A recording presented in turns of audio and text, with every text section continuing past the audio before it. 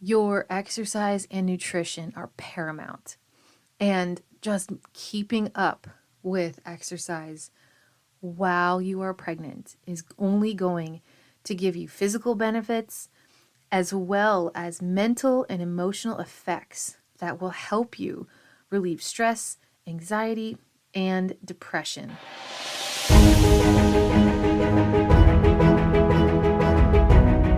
Welcome to Reps and Redemption. What would your life look like if you started to prioritize your health and your faith? Have you been up late at night Googling healthy grocery lists, upper body workouts, or quiet time with God ideas? Hey there, I'm Ashley Harvey, college athlete, Jesus follower, now wife and stay-at-home mom of 3 daughters. In this podcast, you will be motivated to build your physical strength, increase in biblical wisdom, and utilize tactical health tips. If you're ready to be a part of a like-minded community of moms who want to be bold in their faith and live well, you're in the right place. Grab an iced coffee or a Celsius and head to the gym. Let's dive in.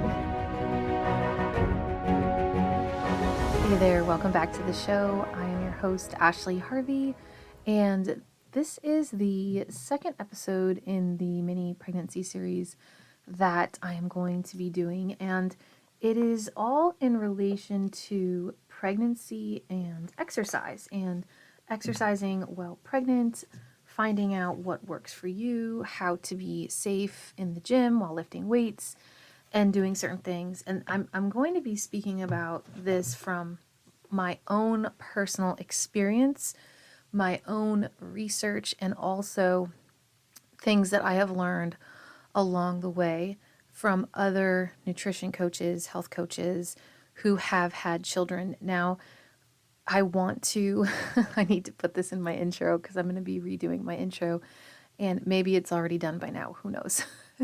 But at the moment it's not. But I am not, here to give you medical advice or tell you what's right for you. I want to say in the most loving way, as a mom or new mom to be, and from my own experience, it is our job and our due diligence to do our own research and make the proper assessments for us and our kiddos. This is not something that you should just leave up to one person or, just go unchecked, where it's like, it's whatever, I'll just figure it out on the fly.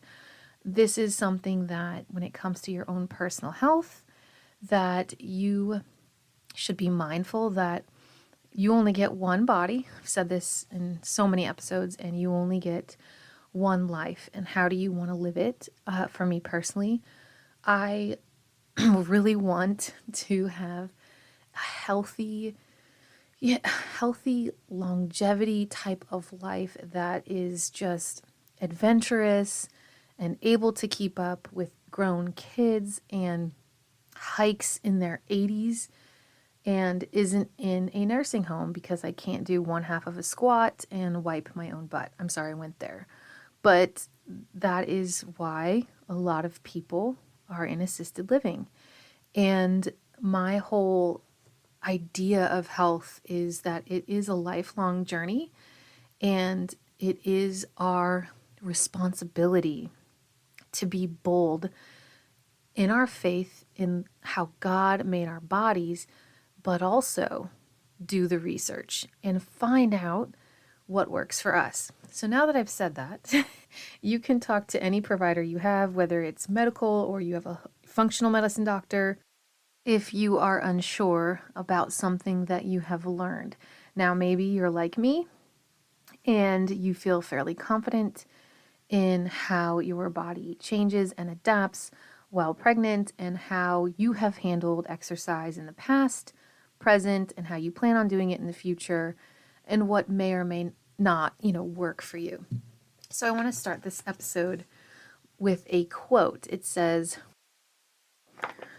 "Pregnancy is no longer a contraindication for physical activity, but is rather recognized as a window of opportunity for behavior modification. It is safe to continue or start most types of exercise." Dr. Ilva Troll, Lagorius said that. I hope I didn't butcher her name.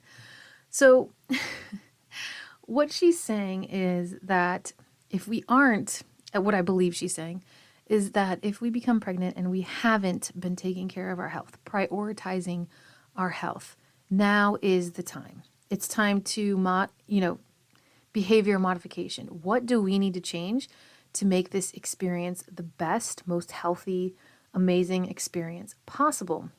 And if we become pregnant and we have been working out, do we need to stop? Well, the answer is no. Now, I think it kind of depends because, nowadays there's a lot of fear surrounding exercise while you're pregnant. And, there are some things that need to be adjusted. I do think in, the final months of pregnancy, I'll give you some examples in a moment, but there is that fear. Like a lot of women are like, well, I don't want to hurt my baby. And maybe they've been trying to become pregnant for a while and they're just really nervous and it's kind of nerve-wracking. And, so you think of that. And then, obviously in the last episode, I talked about, the first trimester woes for some of us. And, you don't want to stop. You really want to try to keep going and become, just really regular in your exercise, because it is a good thing for you and your baby. Now, there is no, I want to say from research and reading a lot of material, there is no research that shows compelling evidence that exercise is harmful to pregnant women or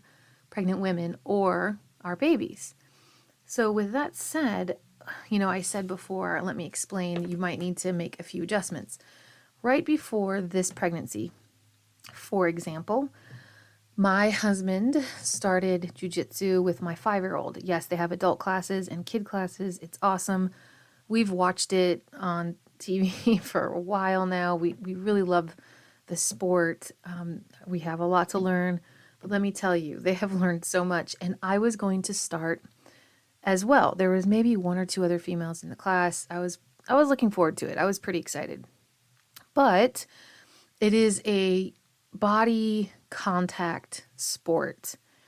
And it is not, I think if I had already been doing it, like if I was already, not a black belt, but, I can't remember the level. Like, I had my 2nd stripe or 3rd stripe or belt or something like that. And I had been doing it for a while, a couple years maybe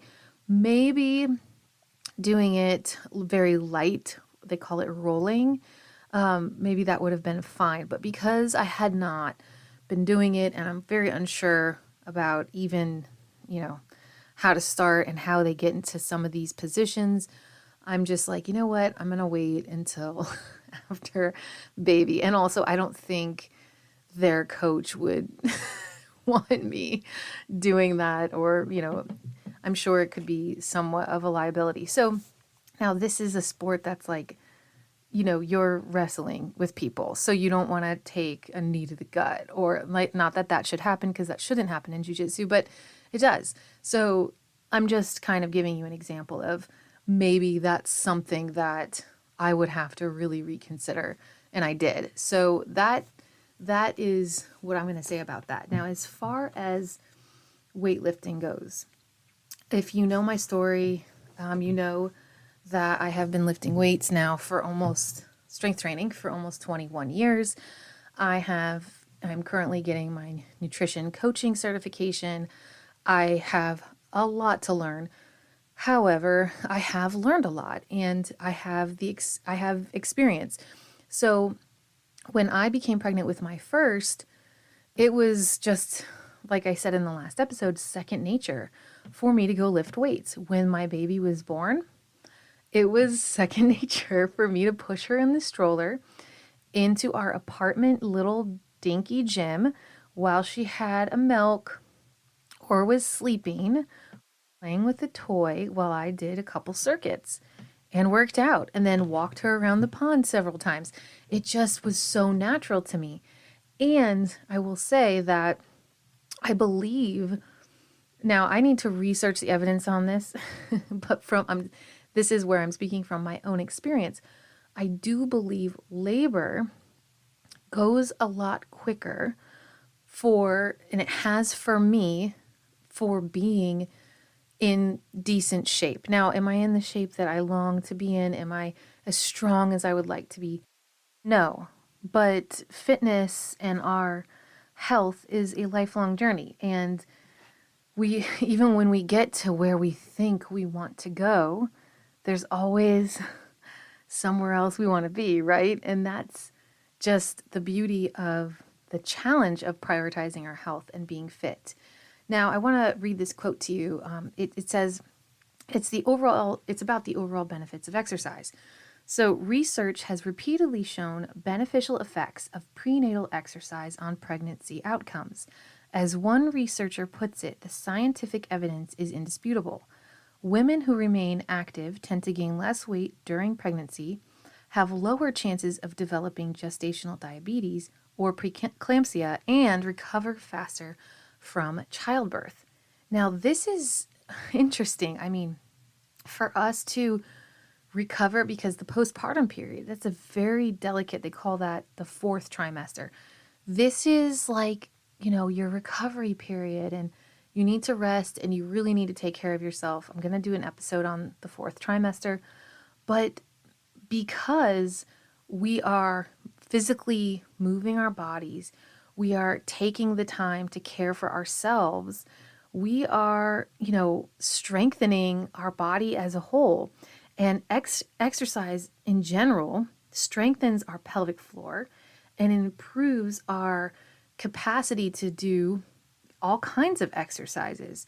And when we're strengthening ourselves while pregnant and we're, raising our heart rate, working on our strength, this really might help us I've read so many things on this, but help us with labor and help us cope with labor, because we are ready for this. Like, we are so ready. My first birth was at the hospital with my daughter, who will, be 6 soon. And I'll never forget the look on my husband's face. Now, I will talk about hospital versus home birth in another episode, because now I've had both. And we are now planning on our second home birth, which is super exciting. And there's benefits to both, but I obviously have a preference. But my husband said when he saw me, with our first, and like, I guess my hands were on the rails. Side note, I didn't want to birth on my back. I was on my back, kind of a long story, but he said the veins he saw coming out of my arms and my body, and just the strength that I had to naturally move the baby, and she was moving her head into the pelvic area, to come out. And he said, he's never seen anything like it. And I'm telling you, if exercise is going to help you, if there's something that's going to help you with labor, it is going to be your health. So I'll start there, and then I'm going to unpack it. If your health is going to help you during labor, this is, the grand finale of a new beginning. Your exercise and nutrition are paramount. And just keeping up with exercise while you are pregnant is only going to give you physical benefits, as well as mental and emotional effects that will help you relieve stress, anxiety, and depression. I'm going to also say that exercise helps us stay in tune more with our body, and we have more of like a mind-body awareness, and it helps us choose what exercises that we want, maybe to help prevent lower back pain. In my case, hips, it'll help us, with our posture. It'll help protect our pelvic floor and strengthen our pelvic floor. One thing I really have enjoyed with my first 2 pregnancies, I actually have not done it yet in this pregnancy, is prenatal yoga, but that has been shown to reduce anxiety, depression, and stress, as well as lower back pain and sleep disturbances. So I'm thinking now that I need to get into a yoga class because, and see, I think one of the reasons is because I love strength training, and yoga is like sitting there and stretching. I'm not saying it's not hard, because there's been classes that I've taken that are hard, but because of my hips right now at the moment, I am really considering now just yoga so I can release this tension in my hips and my lower back and stressed. And we want to be, prepared for the postpartum period, and also be aware of the depression that can happen. And if exercise is one of those keys, then let's start using it, right? And, there's benefits of exercise for our baby also. It's a lot of researchers agree that the benefits outweigh the risks when it comes to exercise during pregnancy. There's fears around diverting blood flow from your baby, increasing the risk of miscarriage or causing harm if the heart rate goes up. But this is shown to be nothing but old wives' tales. So while, it's okay and it's natural to be worried, we can still move our body. If you're having trouble, kind of like, okay, I haven't really worked out and now I'm going to start working out, just start small. In my last episode, I talked about start small, start with one small thing, create a routine, and think of it this way. You're going to increase your circulation during exercise, which brings new blood and nutrients and oxygen in your body, as well as your baby's body. And if you're getting proper nourishment and exercise through your circulation, so is your baby. And I say this a lot, and I've said this in the past to friends who maybe have become pregnant after me, and it's only because I've learned by trial and error and failures and getting up again and going. But a healthy mama is generally, more times than not, a very healthy baby. Yes, there are some things that occur that are devastating, that should never happen, but give yourself the opportunity to make it the best experience you possibly can. So I want you to know that in this part of pregnancy and fitness, keep working out if you have been, keep strength training, walking, moving your body. If you haven't, listen to the last episode about starting small. And I'm really going to try to get some workouts up for you guys that I do right now in the almost third trimester. And I do want to say, when you go to the gym, and let's say, you see someone, maybe you see someone like me, and you're like, okay, she's on the squat rack, she's pregnant, she's got, weights on either side, maybe not huge plates, but 25s, maybe 30 on each side, and I don't know if I can do that. Well, listen, you have to keep in mind that I've been doing this for a very long time, and I should actually be lifting a little bit heavier. So don't compare your current, season and chapter to mine or somebody else's. It's going to be unique to you.